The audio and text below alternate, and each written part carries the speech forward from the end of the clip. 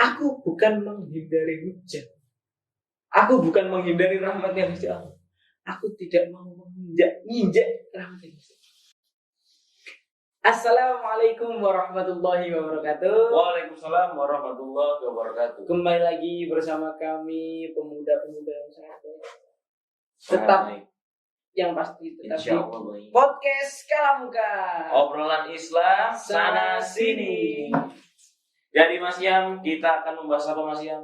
Kita bukan membahas Mas. Aja saya mau bingung tadi mau berangkat apa enggak. Kenapa Mas? Ini udah kegiatan ya Mas? Agak basah ini. Agak basah. Cucian gak kering-kering selama hari-hari ini kerjanya gak pernah kering. Agak mamel Mas ya? Agak mamel memang, agak gak kering. Jadi emang akhir-akhir ini Surabaya sekitarnya itu agak dirundung hujan. Intensitas hujannya memang agak tinggi akhir-akhir ini. Akhir-akhir ini suara Surabaya full informasi hujan. Full banjir di mana? Full banjir di mana? Tapi alhamdulillah memang banyak kebijakan pemerintah yang ya alhamdulillah banjir lebih baik lah daripada tahun-tahun kemarin. Salah satu contoh di daerah Pangka Mas. 3 tiang listrik. Pangka Gresik. 3 tiang listrik jatuh. 3 tiang listrik. Apakah ini gara-gara hujan? Apakah gara-gara hujan? Memang kalau dibilang hujan ini baik atau buruk ini repot memang Mas. Sekarang kita dari kecilnya udah doktrin kalimat orang tua yang kamu jangan hujan-hujan nanti kamu sakit. Sering banyak kita mendengar hal seperti itu Mas. Banyak hal-hal yang tidak baik tentang hujan begitu. Banjir, apalagi tanah longsor, 3 tiang jatuh. Terus baru kemarin ada di mana? Di daerah Aloha, satu pohon tumbang Mas menutup jalan. Ini tumbangnya karena apa ini? Jadi emang hujan kan sebenarnya seperti di Al-Quran surat Asy-Syu'ara ayat 28. Gusti Allah niki nyebutaken Mas. Ini menyebutkan bahwa hujan ini adalah rahmat. Rahmatnya. Hujan ini rahmatnya. Tapi kok seringkali hujan ini mengakibatkan yang tidak baik, kurang menyenangkan, entah itu orang menjadi sakit, demam, ya. Terus ya tadi banjir. Nah ini kalau soal banjir ini gimana? Tapi Mas ya mungkin kalau kita bayangkan Mas ya, mungkin penyebab banjir itu mungkin bukan karena hujan, lalu tapi karena manusianya, lingkungan. Oh, karena kepekaan manusia. Contoh Mas ya, kita buang sampah sembarangan, pasti menyumbat sungai. Dan pembangunan yang enggak memperhatikan resapan air, pasti membuat banjir. Kalau semisal ini kan hujan ini kan adalah rahmat. Lalu kalau orang sakit, ini kan hujan kan membawa keberkahan gitu. Yeah. Hujan membawa keberkahan. Namun kok orang tua mengatakan jangan hujan nanti sakit. Ini agak aneh sih. Hujan ini rahmat, kok bisa dibilang bikin sakit, bikin dulu. Jadi memang ini barusan tanya Mas ya. Ke siapa? Ke Mbah Google. Kalau hujan itu ada 2 tipe Mas ya. Karena ini tidak disandarkan kepada Al-Quran, itu menyebutkan hujan itu dengan 2. Ada dua macam.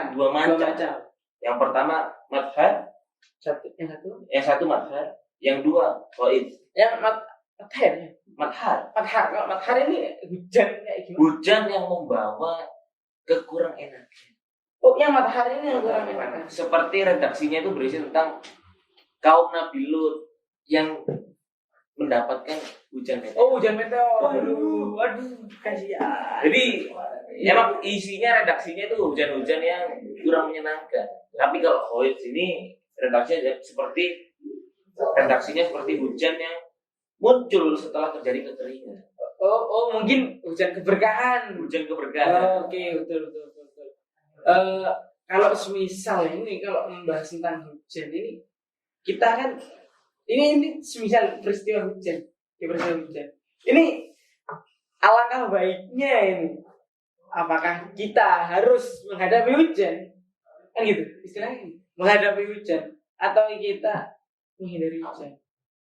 Nah ini memang saya pernah mendengar, pernah melihat, pernah membaca kisahnya Abu Nawas. Abu Nawas bersama Abu Jahil. Abu Jahil ini tetangganya Abu Jahil. Bukan tetangganya, yang penting Abu Jahil lebih jahil daripada Abu Jahil. Nah, ini pernah di suatu ketika ini keadaan peristiwa gerimis ya. Ini Abu Nawas ini sedang dilanda gerimis ya. Melihat Abu Jahil ini lari, Mas. Entah itu menuju pulang atau bagaimana ya. Lari. Akhirnya si Abu Nawas mengingatkan kepada Abu Jahil, ya Abu Jahil, kenapa kamu kok nggak mau kena hujan, menghindari hujan? Padahal hujan ini rahmatnya Gusti Allah. Kamu menolak rahmatnya Gusti Allah. Jadi seakan-akan dia tuh tidak mau menerima rahmatnya Allah Subhanahu wa Ta'ala. Betul. Akhirnya setelah hari itu mungkin ya, si Abu Nawas ini kemakan omongan dia sendiri. Jadi iya betul, makan omongan sendiri. Besoknya ini ya, ini Abu Jahil ini malah melihat Abu Nawas ini keadaan hujan, ini lari sih. Seperti yang dilakukan Abu Jahil kan akhirnya kemakan omongannya sendiri siapa namanya. Abu Jahil pun langsung sontak mengingatkan kembali Mas pada Abu Nawas. Ya Abu Nawas, kamu kok kemakan omonganmu sendiri? Kemarin kamu bilang jangan kamu harus mendapatkan rahmat. Kamu jangan menolak rahmatnya hujan, menolak rahmatnya Gusti Allah. Kok kamu marah menghindari hujan? Lalu Abu Nawas jawab. Lalu ada kagetnya nih. Abu Nawas menjawab, aku bukan menghindari hujan. Aku bukan menghindari rahmatnya Gusti Allah. Aku tidak mau menginjak rahmatnya Gusti Allah.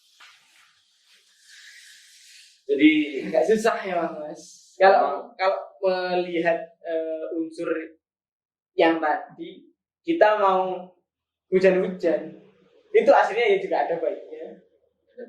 Kita menghindari hujan itu juga ada baiknya. Jadi bapak-bapak ibu-ibu yang menjadi pengendara sepeda motor kalau tidak membawa jas hujan lalu meneduh itu jangan merasa bersalah karena tidak menerima rahmat Allah Subhanahu wa Ta'ala.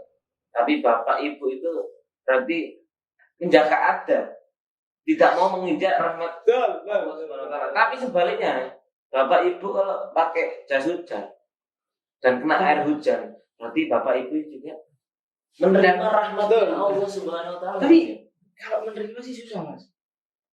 Jas hujan, rahmat itu lewat Mas. Gitu akhirnya. Agak bangsa. Gak kena basah malah. Karena kan jas hujan. Ini rahmatnya kan dapat rahmatnya gimana? Bingung gitu. Jadi mungkin rahmatnya ya mungkin seharusnya nggak usah pakai jas hujan lah. Rahmat itu enggak. Saudara saya rahmatullah. Karena emang hidupnya kena hujan terus. Mungkin kalau bicara soal hujan, ini saya juga pernah membaca ini soal kisahnya, bukan kisahnya, dauhnya Imam Al-Ghazali. Hujatul Islam. Ya, memang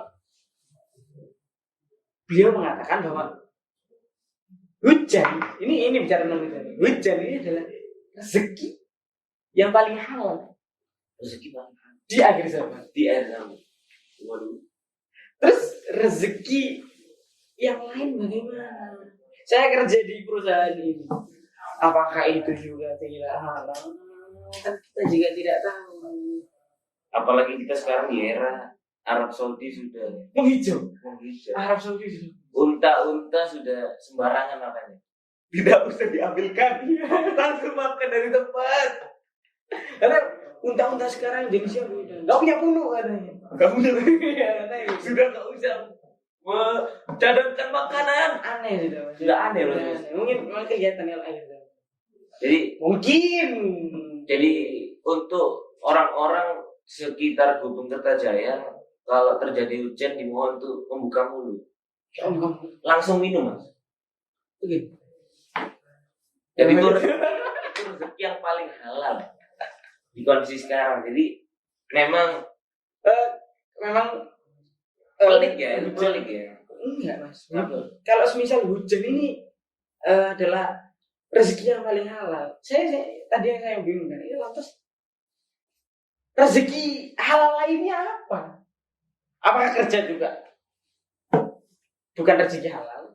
Tapi mungkin yang dimaksud Imam Ghazali mas ya. Akhir zaman kan pasti kondisi di mana sudah banyak jadi kerusakan. Oh iya. Baik dari alamnya, akhlak orang-orangnya. Jadi mungkin kalau kita di akhir zaman itu kita kerja, uangnya itu bisa jadi dari judi online. Jadi apalagi kalau kita lagi jual rambutan, ada orang yang beli. Oh rambutan. Oh semisal. Mas. Jadi ada orang yang beli, kita nggak tahu itu uang dari mana mas ya. Bisa jadi itu uang tonggo nih. Ya jadi uang rezeki. Nah, jadi mungkin yang dimaksud Imam Ghazali karena banyak sudah akhlak-akhlak. Iya, banyak hal-hal menyimpang mungkin sudah yang dan air hujan satu-satunya rezeki yang langsung diberikan oleh Allah Subhanahu wa taala langsung turun ke bumi. Itu mungkin yang menyebabkan hujan itu satu-satunya rezeki yang paling halal di muka bumi ini di akhir zaman. Memang banyak berkahnya memang aslinya. Banyak berkahnya. Ya, memang ada dulu memang hujan. Syekh Hisham pun ini pernah mengatakan dia pernah menulis buku tentang malaikat. Beliau mengatakan bahwa setiap tetes air hujan ini terdapat satu malaikat yang bertanggung jawab atas satu tetesan tersebut. Begitu. Kurang lebih. Jadi mungkin itu menjawab atas hadis Rasulullah SAW yang menyebutkan bahwa ada dua kondisi di mana itu waktunya doa kita itu mustajab. Doa yang mungkin di mana kita tidak akan ditolak. Ditolak pasti diterima. Yang pertama saat azan. Doa. Kita berdoa saat selesai azan. Bukan. Waktu azan. Oh iya. Waktu ya, azan. lalu mari kita cek aja. Iya. Cuma doa yang tidak akan ditolak adalah doa ketika azan. Dan yang kedua adalah doa ketika turunnya hujan.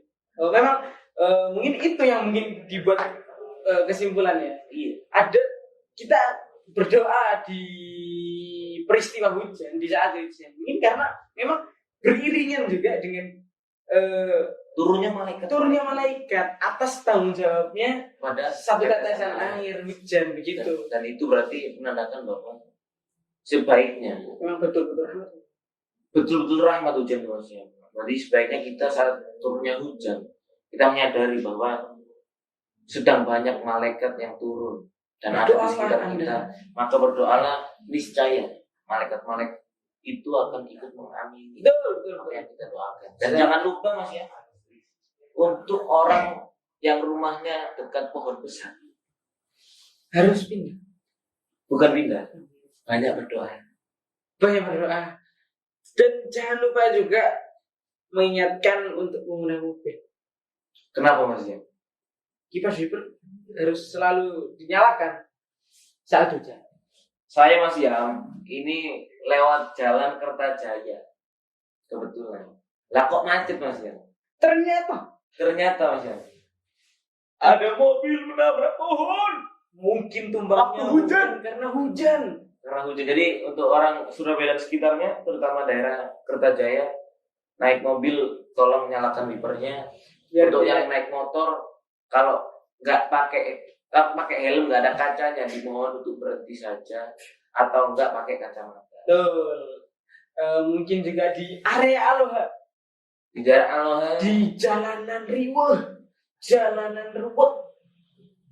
Ini kalau misalnya hujan turun, ya Anda harus bersyukur karena hujannya ada. Kalau bisa Anda turun dari motor Anda, sujud Anda lagi. Itu yang dimaksud bersyukur atas rahmatnya. Tapi tolong orang Aloha kalau mau sujud lihat dulu mas. Sebelahnya ada kot. Takutnya itu god mas. Nanti nyuruh. Emang deket kot emang ya. Deket kot ya, Mas. Kalau semisal direm, Baiklah, kita tutup. saya cukupkan daripada lagi gimana. Jadi terima kasih Ya. yang menonton Bapak Ibu daerah Bulak Banteng. Penilai. Untuk tetangga saya yang minta disebutkan namanya Pak Kusyairi sama Pak Junaidi. Sama Pak Ahmad. Selamat Pak Ahmad tadi. Pak Rahmat juga. Selamat menonton dan terima kasih. Saran kami tetaplah berdoa atau bersyukur dikala hujan turun, jangan bersedih, itu adalah rahmat. Bumi memang lagi tidak mengering, memang selalu basah sekarang. Tapi alangkah baiknya kita membasahi dunia ini dengan doa yang baik-baik. Mari kita tutup. Cukup sekian dari kami. Saya Ahmad Ilham Yunusdiar bersama Mas Erdogan Toyib. Assalamualaikum warahmatullahi wabarakatuh. Thank you.